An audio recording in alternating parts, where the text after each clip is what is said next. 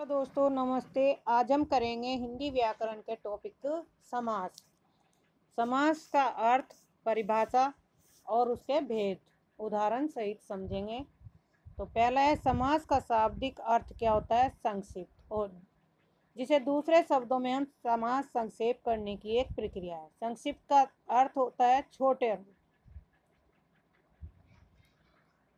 यहाँ पे परिभाषा दी गई है, दो या दो से अधिक शब्दों का परस्पर संबंध बताने वाले शब्दों अथवा प्रत्ययों का लोप होने पर उन दो अथवा दो से अधिक शब्दों के मेल से जो एक स्वतंत्र शब्द बनता है, उस शब्द का समासिक शब्द कहते हैं।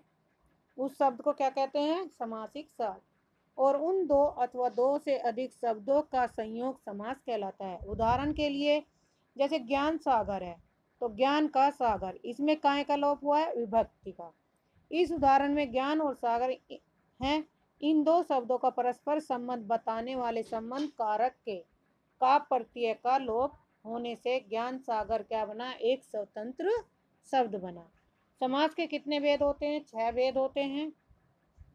अविभाज्य समास, तत्पुरुष समास, क्रम प्रधान, द्विगु, द्वंद और बहुब्रीहि। समास के 2 पद होते हैं।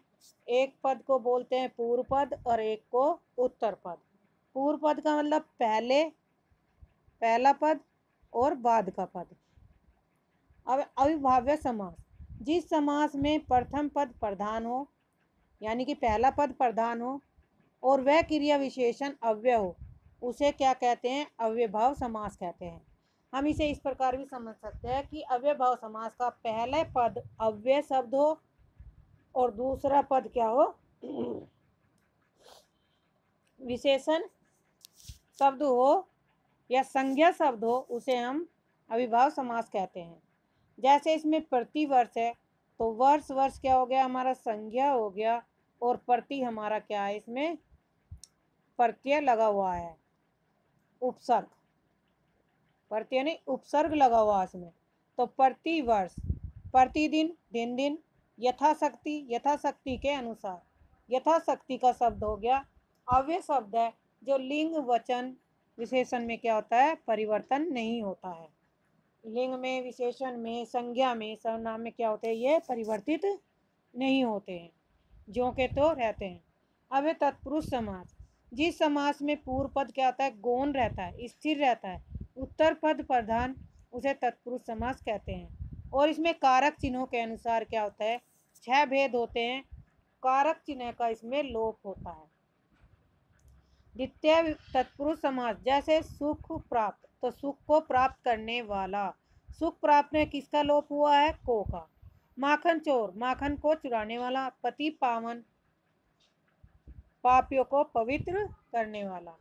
अब द्वितीय तत्पुरुष समास में कौन सी विभक्ति का लोप होगा? से। करण तत्पुरुष का चिन्ह क्या है? से। जैसे नेत्रहीन, तो नेत्रहीन में काय का विलोप है? से का। जैसे नेत्र से हीन। ईश्वर दत्त, ईश्वर द्वारा, दत्त से और द्वारा। तुलसी कृत, तुलसी द्वारा कृत। रस भरा, रस से भरा। और मुंह मांगा, मुंह से मांगा हुआ। अब है चतुर्थी तत्पुरुष समास। संप्रदान तत्पुरुष के लिए चिन्ह है के लिए। शिवा अर्पण, यानी कि शिवा के लिए अर्पण। इसमें शिवा अर्पण में कौन सी विभक्ति का लोप हुआ चिन्ह का? तो के लिए। रसोई घर, रसोई के लिए घर। यज्ञाहुति, यज्ञ के लिए आहुति।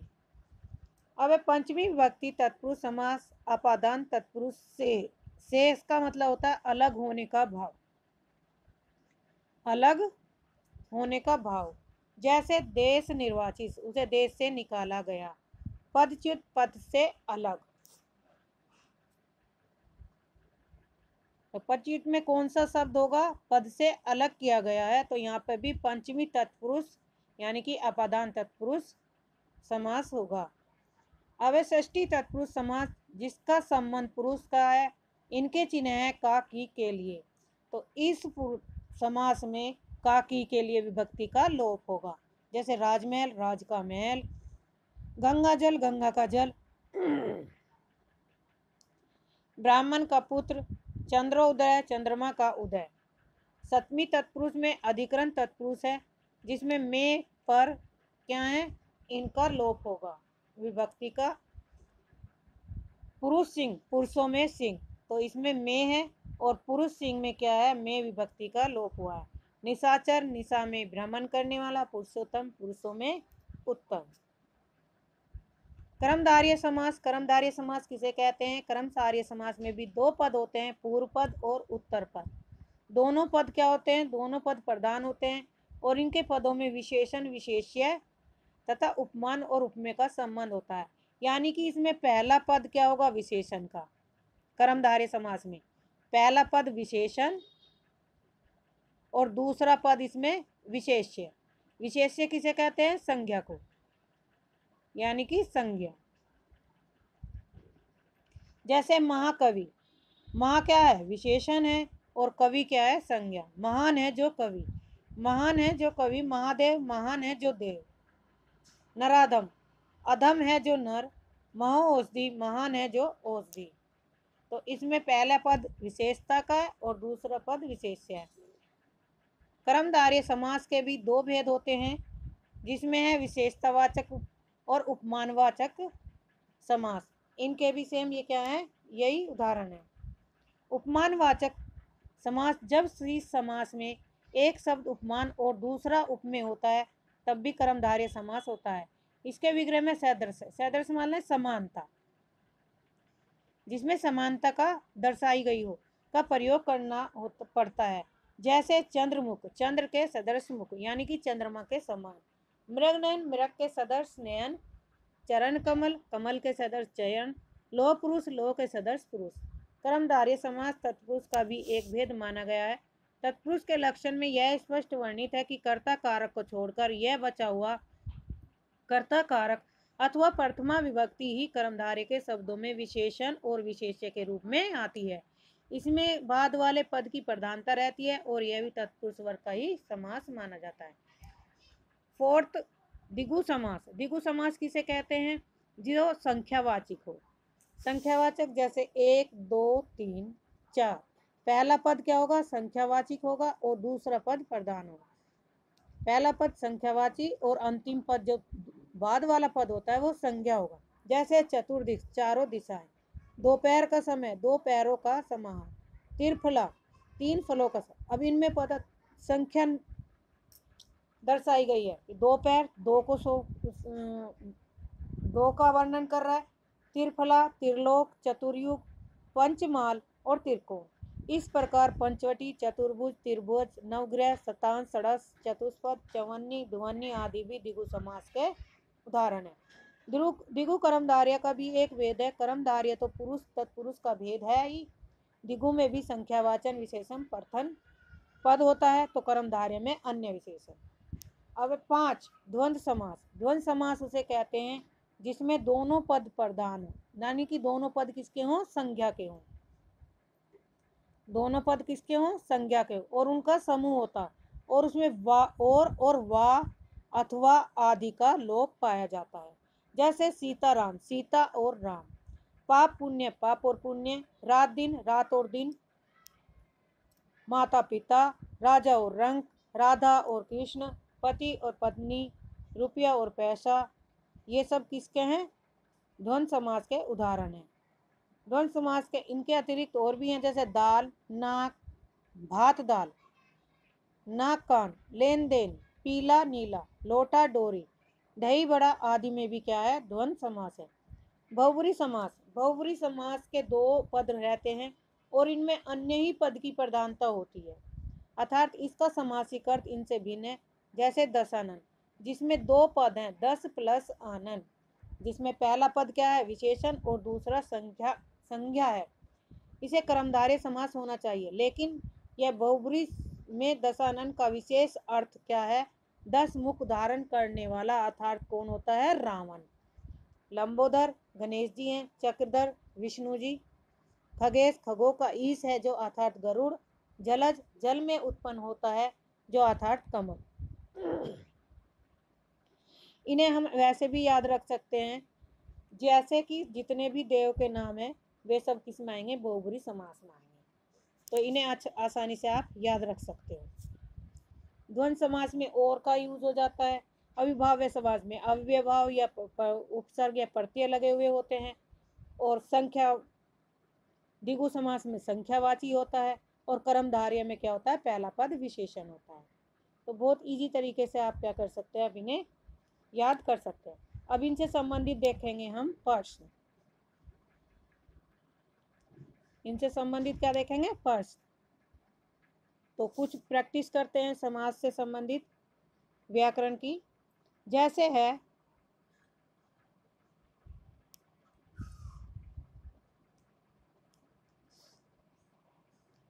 पहला क्वेश्चन, यथाशक्ति। बताइए यथाशक्ति में कौन सा समास होगा। तो यथाशक्ति कौन से समास का उदाहरण है, अविभाव्य समास का, क्योंकि इसमें क्या है, पहला पद अव्यय दिया गया और दूसरा पद क्या है, शक्ति, संज्ञा दी गई है। तो यहाँ पे क्या होगा, अविभाव्य समास। अब दूसरा क्वेश्चन, महादेव, महोदय। महोदय में कौन सा समास होगा। तो इसमें आप बताइए महोदय कौन सा होगा, ऑप्शन है कर्मधारय समास, क्योंकि पहला पद इसमें विशेष है और दूसरा पद क्या है, संज्ञावाचक है,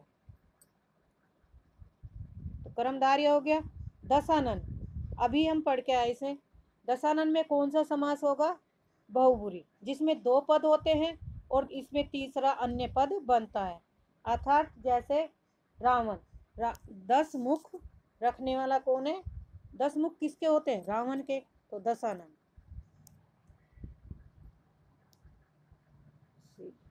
सप्तऋषि, सप्तऋषि में कौन सा समास होगा, बताइए, द्विगु होगा, द्वंद्व, बहुब्रूही, यव। सप्तऋषि किस चीज का बोध हो रहा, संख्यावाची का। किसका बोध हो रहा है, संख्या, 7 ऋषियों का समूह है, तो यहाँ पे क्या होगा, द्विगु समास। ऑप्शन ए सही, द्विगु समास।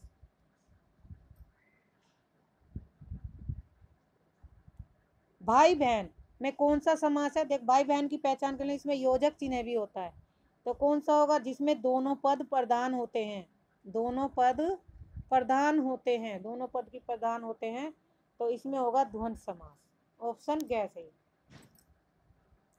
राजकुमार में कौन सा समास होगा, तो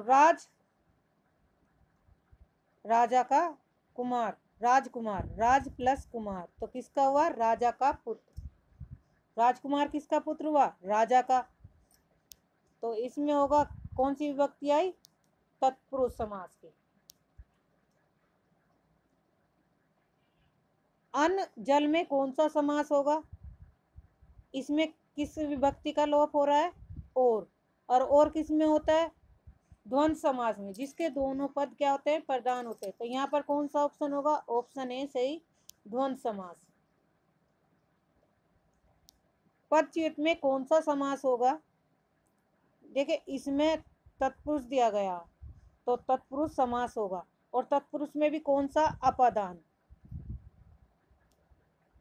अपादान तत्पुरुष समास है ये, क्योंकि क्या किया गया, उसे उसके पद से हटाया गया है, तो ऑप्शन ए सही होगा। भरपेट, भरपेट में कौन सा समास होगा, पहला पद ही हमारा क्या है, अव्यय, तो कौन सा हो गया, अविभाव समास। किस शब्द में बहुब्रूही समास नहीं है, तो किस शब्द में नहीं है, चंद्रशेखर। चंद्रशेखर किसे कहा गया, शिव जी के चंद्र पर, लंबोदर, गंगा यमुना और चतुर्मुख, तो किसमें है, गंगा और यमुना।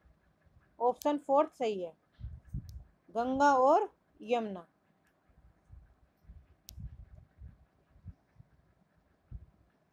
किस शब्द में बहुब्रूही समास नहीं है, तो दशानन में बहुब्रूही है, चक्रपाणी में है, बजरंगी में है, लेकिन सप्तऋषि में नहीं है, तो ऑप्शन है सही है। इसमें क्या होगा, द्विगु समास है, द्विगु समास।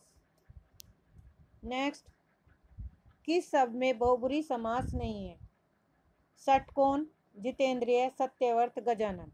गजानन में बहुब्रूही है, सत्यव्रत में है, जितेंद्रिय है, जितेंद्रिय को जीतने वाला, षटकोण संख्यावाची समास है। किस शब्द में तत्पुरुष समास नहीं है, मंदार, जेब खर्च, दाल और रोटी और विद्यालय। तो इसमें तत्पुरुष समास नहीं है, किसमें? दाल और रोटी में। ऑप्शन ग सही। द्वंद्व समास होगा इसमें। किस शब्द में तत्पुरुष समास नहीं है? धर्म से भ्रष्ट, इसमें है आराम कुर्सी, आराम की कुर्सी, शरणागत, हर घड़ी। तो इसमें कौन सा समास तत्पुरुष समास नहीं है? तो ऑप्शन डी नहीं है, हर घड़ी। किस समास में तत्पुरुष समास नहीं है? भयभीत, रसोई घर, गंगा और यमुना, घुड़सवार। तो गंगा और यमुना में क्या है? तत्पुरुष समास नहीं है। तो ऑप्शन ग सही है। किस शब्द में द्वंद्व समास नहीं है? पाप पुण्य में है, मारपीट में भी है, राजा और रानी में भी है, पथभ्रष्ट में नहीं है। पथभ्रष्ट में कौन सा समास होगा? तत्पुरुष समास।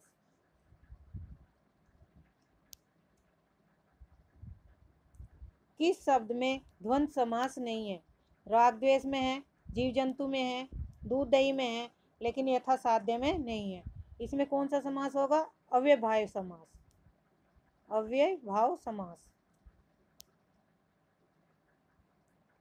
किस शब्द में द्वंद्व समास नहीं है? रोग से मुक्त, जात और कुजात, धन और दौलत, घी और शक्कर। तो ऑप्शन ए सही। रोग से मुक्त है तत्पुरुष समास। और पूछ रहा इसमें द्वंद्व समास नहीं है, तो रोग से मुक्त में नहीं है। किस शब्द में कर्मधारय समास नहीं है?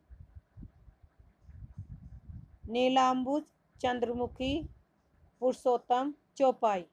तो ऑप्शन ग, इसमें कर्मधारय समास नहीं है, क्योंकि इसमें चौपाई दी गई है। किस शब्द में कर्मधारय समास नहीं है? पंचवटी, महाशय, सज्जन, खाद्यान्न। तो इन तीनों में है कर्मधारय और पंचवटी में है द्विगु समास।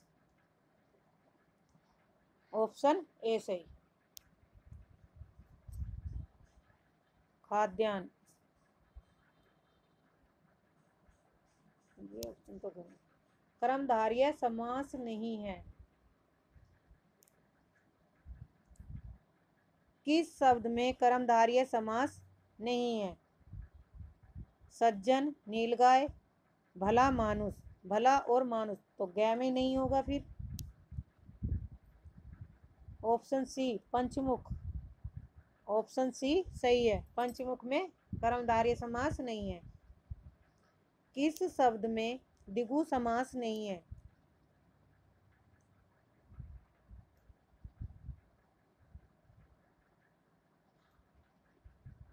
ऑप्शन ग, चतुर्भुज। Option A. किस शब्द में द्विगु समास नहीं है? तो चतुर्भुज में नहीं है। चतुर्भुज में कौन सा समास आएगा? संख्यावाची, बहुब्रीहि। किस शब्द में द्विगु समास नहीं है? त्रिफला, चौराहा, सद्गुण और सतसई। तो इसमें कौन सा नहीं है? ऑप्शन सी।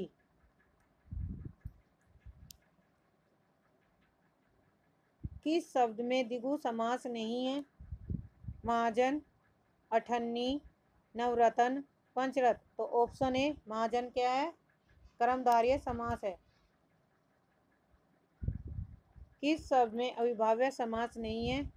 याव जीवन, आजीवन, घुड़सवार, हर पल। तो ऑप्शन सी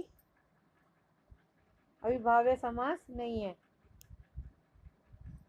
घोड़े पर सवार तत्पुरुष समास का उदाहरण है। किस शब्द में अविभाज्य समास नहीं है? चतुर्भुज, यथासंख्य, आमरण और भरपेट। तो ऑप्शन ख में नहीं है, सॉरी।